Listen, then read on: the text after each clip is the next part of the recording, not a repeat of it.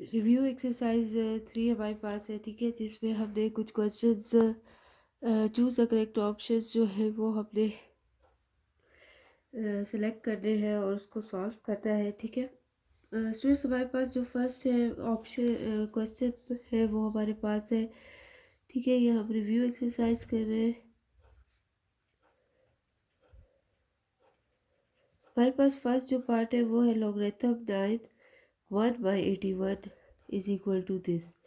हमने इसको प्रूव करना है कि हमने इसको सॉल्व करेंगे तो इन चारों में से हमारे पास कौन सा आंसर जो है वो राइट आंसर होगा।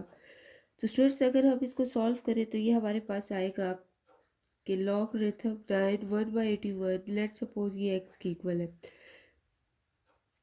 तो स्टूडेंट्स, जब भी हमारे पास ऐसी कंडीशन हो, ये हम लिखते हैं कि इसकी बेस जो है वो जो वैल्यू एक्स इक्वल टू के गिवन है, जो हम सपोज करते हैं वो हमेशा हमारे पास पावर में एक्सपोनेंशियल फॉर्म पे आती है, विच इज़ इक्वल टू 1/81, ठीक है। 9 पावर एक्स है, 1/81 है। इसको हम किस तरह लिख सकते हैं कि अगर 9 का स्क्वायर ले लें, क्योंकि 9 को 2 टाइम मल्टीप्लाई करें तो 81 आता है। तो 9x is equal to 9 square है। अगर ये न्यूमरेटर में चला जाए तो ये 9 - 2 हो जाएगा, ठीक है। तो बेसिस सेम है तो हम पावर को इक्वल ले लेते हैं। इधर जो है वो पावर एक्स है और इधर -2 है, तो इसका मतलब है जो एक्स की वैल्यू है वो हमारे पास -2 आ गई, ठीक है स्टूडेंट्स। तो हम यहाँ जो है वो जो इसका बी वाला ऑप्शन है वो इसका करेक्ट ऑप्शन है, ठीक है, जो हमारे पास है एक्स इज इक्वल टू -2, ठीक है। सेकेंड हमारे पास है कि if log 2 8 is equal to x then x is equal to. इसी तरह अब हम इसको सॉल्व करते हैं और देखते हैं कि इसकी क्या वैल्यू आएगी। स्टूडेंट्स, यहाँ से अगर हम देखें हमारे पास जो है कि log 2 power 8 is equal to x, ठीक है। इसमें हमने एक्स की वैल्यू को फाइंड करना है स्टूडेंट्स। हम इसी तरह इसकी जो गिवन है उस वैल्यू उसको हम एक्सपोनेंशियल कंसीडर करते हैं और ये हमारे पास वैल्यू होगी, ठीक है। हमने इस फॉर्म में लिख लिया है। अब स्टूडेंट्स, क्या होगा कि हमारे पास है 2 power x is equal to 8। तो 8 को अगर हम 2 को कितने टाइम मल्टीप्लाई करें 8 आएगा। अगर 2 को 3 टाइम हम मल्टीप्लाई करें, ठीक है, तो बेसिस अगेन सेम आ गए, तो इसकी पावर को हम इक्वल लेते हैं, जैसे एक्स इज इक्वल टू 3। तो इसका मतलब है कि इस सेकेंड पार्ट में जो हमारे पास एक्स इज इक्वल टू 3 है वो हमारे पास इसकी वैल्यू है जो कि सी है। तो ठीक है, सी जो है वो इसका राइट ऑप्शन है, ठीक है, ये हमारे पास इसका राइट ऑप्शन है। थर्ड हमारे पास है कि base of common log is, जो कॉमन लॉग होता है उसका बेस हमारे पास क्या होता है। तो स्टूडेंट्स, जब भी कॉमन लॉग हो तो उसका बेस जो है वो हमेशा हमारे पास 10 होता है, ठीक है। फोर्थ पार्ट है log square root 10 is equal to. अब स्टूडेंट्स, लॉग स्क्वायर रूट 10 जो है उसको हम सॉल्व कर, जो फोर्थ पार्ट हमारे पास है log 10 power 10 is equal to x के इक्वल हम सपोज करेंगे। स्टूडेंट्स, यहाँ पे 10 पावर जो एक्स है उसकी वैल्यू जो है वो हम ले लेते हैं जो कि स्क्वायर रूट 10, ठीक है। 10 पावर एक्स में हम स्क्वायर रूट 10 को अगर हम करें तो 10 1/2 आ जाएगा, ठीक है, क्योंकि स्क्वायर रूट की जगह अब अगेन जो है वो बेसिस सेम है तो इनकी जो एक्सपोनेंशियल वैल्यू है वो हमारे पास 1/2 आ गई, ठीक है। तो इसका मतलब है जो 4 पार्ट में हमारे पास जो सी पार्ट है, ठीक है, वो भी 1/2 है, ठीक है। इसका मतलब है ये इसका सी जो है वो करेक्ट आंसर है। अब इसके बाद हमारे पास फिफ्थ पार्ट में for any non zero value of x naught is equal to what. अब x naught is equal to, अब हमें पता है कोई भी वैल्यू हो जिसकी पावर ज़ीरो हो वो हमेशा हमारे पास 1 की इक्वल होती है, ठीक है। चाहे कोई वैल्यू गिवन हो, जैसे 2 0, उसकी भी इज इक्वल टू 1 होगी। अगर इसको हम प्रूव कर दे तो कैसे करेंगे, ज़ीरो की जगह अगर हम पावर में लिखे 1 - 1, ठीक है। तो हम 1 - 1 को अगर इस तरह लिखे x1 इंटू x - 1, ठीक है। अब x1 है, अब इस x - 1 है इसको डिनोमिनेटर में ले जाए तो ये x1 हो जाएगा। तो ये 1 1 कैंसिल, तो इसकी वैल्यू हमारे पास 1 आ जाती है, ठीक है। तो इसका मतलब है जो फिफ्थ पार्ट है उसका राइट आंसर जो है वो हमारे पास बी है, ठीक है। अब स्टूडेंट्स, हमारे पास जो सिक्स पार्ट गिवन है वो है rewrite t log m b m as n exponential equation. अब हमारे पास जो इसका सिक्स पार्ट है, ठीक है, जो हमारे पास इसका सिक्स पार्ट है, ठीक है, उसमें हमारे पास गिवन है कि आप जो है वो t is equal to log b m find कर दे, ठीक है। अब स्टूडेंट्स इसमें ये होगा कि अब हमें पता है जब भी ऐसी कंडीशन आए तो हम क्या करते हैं कि बी को हम टी के इक्वल लेते हैं, ठीक है। तो बी पावर टी हो जाएगी, ये टी वैल्यू जो एक्सपोनेंशियल फॉर्म में आ जाएगा और यहाँ पर एम आ जाएगा, तो b t is equal to m. अगर इस कंडीशन कोई मैच करता है, जो कि हमारे पास सी ऑप्शन है वो इस कंडीशन को मैच करता है, ठीक है। अगर हम देखें तो हमारे पास इसमें सी ऑप्शन जो है वो राइट है, वो इस कंडीशन को मैच करता है, ठीक है। अब स्टूडेंट्स इसके बाद जो है वो हमारे पास इसका नेक्स्ट है पार्ट, ठीक है। जो सेवन्थ पार्ट है वो है log 10 power 10 is equal to 1।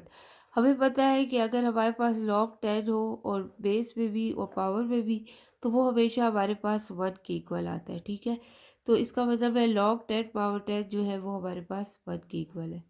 जो हमारे पास 8 पार्ट है उसमें पूछा जा रहा है करेक्टरिस्टिक ऑफ लॉग 0.00059। अब स्टूडेंट्स इसका करेक्टरिस्टिक लिखना है, तो अगर हमारे पास ये जो है ये हमारे पास जो है वो इसका 8 पार्ट है, ठीक है। 8 पार्ट में हमारे पास है 0.40 लगा देते हैं, ठीक है, और 59 लिख लेते हैं। अब इसका करेक्टरिस्टिक चाहिए स्टूडेंट्स। हमें पता है करेक्टरिस्टिक हम कैसे फाइंड करते हैं कि डेसिमल को हम नॉन जीरो डिजिट तक मूव करते हैं। अब हम ये लेफ्ट साइड से मूव कर रहे हैं तो इसका मतलब है कि इसका जो आंसर होगा वो नेगेटिव होगा, क्योंकि लेफ्ट साइड से मूव कर रहे हैं। 1 2 3 4 5, यहाँ तक हमने 5 डिजिट मूव किया, इसका मतलब है इसका करेक्टरिस्टिक 5 है और नेगेटिव 5 है, ठीक है, क्योंकि हमने लेफ्ट साइड से डेसिमल को जो है वो मूव किया है, ठीक है। तो -5 है, तो इसका मतलब है ए इसका जो है वो राइट आंसर है, ठीक है। तो हम क्या करेंगे स्टूडेंट्स, ए जो है वो इसका राइट आंसर है, तो हमने ए पे टिक लगा दिया। आई एक्स जो इसका 9 पार्ट है उसमें क्या है, एवोल्यूट लॉग 7 1/7, ठीक है। हमने इसको एवोल्यूट करना है और देखते हैं इससे क्या आंसर हमारे पास आता है। जो 9 नंबर पार्ट है हमारे पास स्टूडेंट्स वो है एवोल्यूट लॉग 7 1/7, ठीक है, ये हमारे पास है। स्टूडेंट्स हम इसको सॉल्व करते हैं। इसके लिए हम सपोज करते हैं कि हम अपने जो 1/√7 ये वैल्यू ये हमारे पास एक्स के इक्वल है, ठीक है। तो हम इसको जो है 7 जो है उसको एक्स के इक्वल लिख लेते हैं, ठीक है। तो यहाँ से हमारे पास आ जाता है 7 power x is equal to 1/√7। इसको हम इस फॉर्म में लिख लेते हैं, ठीक है। अब स्टूडेंट 7 पावर एक्स है, अब हमें पता है 7 जो है उसका स्क्वायर रूट है, तो उसकी जगह हम 1/2 लिखते हैं, ठीक है। अगर इस 1/2 को हम न्यूमरेटर में ले जाए तो ये हमारे पास 7 की वैल्यू जो है वो -1/2 हो जाएगी, ठीक है। अगेन बेसिस सेम है, तो इसका मतलब है एक्सपोनेंशियल वैल्यू वैल्यू का जो आंसर है वो हमारे पास x इज इक्वल टू -1/2 है। तो इसका जो करेक्ट आंसर है वो बी है, जो कि x -1/2 से मैच कर रहा है, ठीक है। ये देख ले बी जो है वो इसका राइट आंसर। स्टूडेंट नेक्स्ट है base of natural log is. तो नेचुरल लॉग का जो बेस है वो हमेशा ई होता है, ठीक है, ई के इक्वल होता है, और इसकी वैल्यू जो है वो हमारे पास होती है 1.27 समथिंग। ये रैशनल नंबर है, ये रिपीट होता रहता है, ठीक है, इसका कोई एंड पॉइंट नहीं है, ठीक है। तो ये हमारे पास इसका राइट आंसर है, जो कि बी ऑप्शन है। स्टूडेंट्स हमारे पास जो है वो एक्स आई जो पार्ट है इसका, ठीक है। स्टूडेंट्स ये देख सकते हैं जो हमारे पास इसका एमसीक्यूज में हमारे पास जो इसका दूसरा पार्ट है उसमें हमसे पूछा जा रहा है कि लॉग एम, ये हमारे पास एक्स आई पार्ट है, ठीक है, log m plus log n, ये हमारे पास किसके इक्वल है। तो स्टूडेंट्स अब हमें पता है ये हमारे पास लॉगरिथम की प्रॉपर्टी है कि अगर प्लस में हो तो हम लॉगरिथम को जो है वो हम प्रोडक्ट फॉर्म में लिखते हैं 1 टाइम, ठीक है। तो इस तरीके से हम लिखेंगे, इसका राइट आंसर है, तो इसका मतलब है सी इसमें जो है इसका करेक्ट ऑप्शन है। इसी तरह नेक्स्ट है 0.69 हमें दिया हुआ है, ये एक्स डबल आई पार्ट है इसका 0.069, इसको हमने साइंटिफिक नोटेशन फॉर्म में लिखना है, ठीक है, साइंटिफिक नोटेशन फॉर्म में। तो उसके लिए स्टूडेंट्स हम क्या करेंगे कि हमें पता है कि डेसिमल को जो है वो हमने मूव करना है, ठीक है, 1 और 0 डिजिट। तो 1 2 हमने 2 डिजिट मूव किया, डेसिमल यहाँ पर आ गया 6.9, ठीक है, इंटू 10 रेज टू पावर। अब हमने कितने डिजिट मूव किए, 2 डिजिट, तो यहाँ पर 2 और नेगेटिव होगा क्योंकि हमने लेफ्ट साइड से डेसिमल को मूव किया, ठीक है।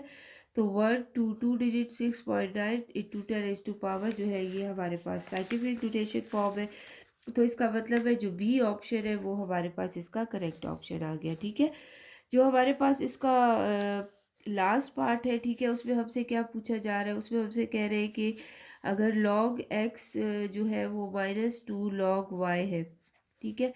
तो स्टूडेंट्स इसका करेक्ट ऑप्शन क्या होगा? स्टूडेंट्स हमें पता है अगर माइनस साइन जहाँ पे भी लॉगरिथम के हो तो उसके माइनस साइन और लॉगरिथम के उसमें तो हम लॉ जो है वो यूज़ करते हैं कि ये फिर हम डिवीजन फॉर्म में लिखेंगे like x by log x। अब स्टूडेंट्स ये 2 है तो जब हम इसको ये कहाँ पर होता है, ये हमारे पास एक्सपोनेंशियल फॉर्म में होता है, ठीक है। तो हम इसका लिख लेते हैं माइनस log y स्क्वायर, ठीक है। ये इस 2 को हम अगेन दोबारा से स्क्वायर फॉर्म में लिख लेते हैं। अब हम इसको लिखेंगे log x divided by y square, क्योंकि माइनस साइन जब भी लॉगरिथम लॉ में है तो हम उसको डिवीजन फॉर्म में लिखते हैं। तो यहाँ हमने थोड़ा सिंप्लीफाई कर दिया।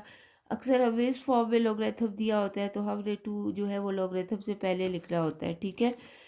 अक्सर हमें इस फॉर्म में दिया होता है कि जो 2 है वो इस स्क्वायर फॉर्म में होता है, हमें 2 लॉग से पहले लिखना होता है। तो यहाँ पर log y को इस फॉर्म में है, अब माइनस है तो उसको हमने 1 टाइम डिवीजन फॉर्म में लिख दिया। इसका मतलब इसका राइट आंसर जो है वो डी है, डी इससे मैच करता है, ठीक है। तो डी जो है वो इसका करेक्ट ऑप्शन है। तो इस तरह हमने इस वीडियो में रिव्यू एक्सरसाइज 3 के MCQs को जो है वो स्टेप बाय स्टेप हमने सॉल्व किया, ठीक है। तो ये हमने इस तरीके से